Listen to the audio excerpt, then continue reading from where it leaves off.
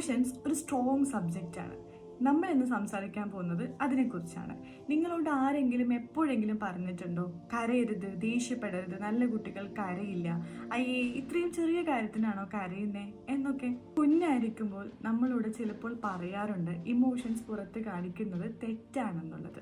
നമ്മളുള്ളിൽ ആകെ തകർന്നിരിക്കുമ്പോൾ അതൊന്നും എക്സ്പ്രസ് ചെയ്യാതെ ശാന്തമായിരിക്കണമെന്നും നമ്മളുടെ ഇമോഷൻസിനെ നിയന്ത്രിക്കണമെന്നും ഒക്കെ പറയാറുണ്ടാവും അല്ലേ? But the truth is emotions ഉള്ളിൽ അടക്കി വെക്കാനുള്ളതല്ല, അത് പ്രകടിപ്പിക്കേണ്ടതും സ്വയം തോന്നേണ്ടതുമാണ്. ഒരു സോഡ ബോട്ടിൽ നമ്മൾ പലതവണ കുലുക്കിയിട്ട് ആ ക്യാപ്പിനെ തുറക്കാതെ വെച്ചാൽ എങ്ങനെ ഉണ്ടാവും? പിന്നീട് ആ ഒരു ചെറിയ കുലുക്കം തട്ടിയാലും മതിയാവില്ലേ അത് പൊട്ടിത്തെറിക്കാനായിട്ട്?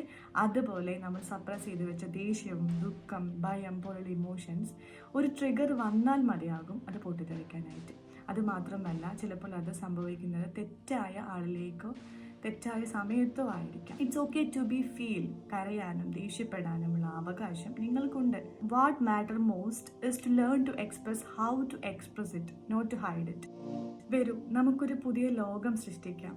ഇമോഷൻസിനെ ജഡ്ജ് ചെയ്യാത്ത, അവയെ കേൾക്കുകയും മനസ്സിലാക്കുകയും ശാന്തമാക്കുകയും ചെയ്യുന്ന ഒരു ലോകം. Feel it, express it, heal it.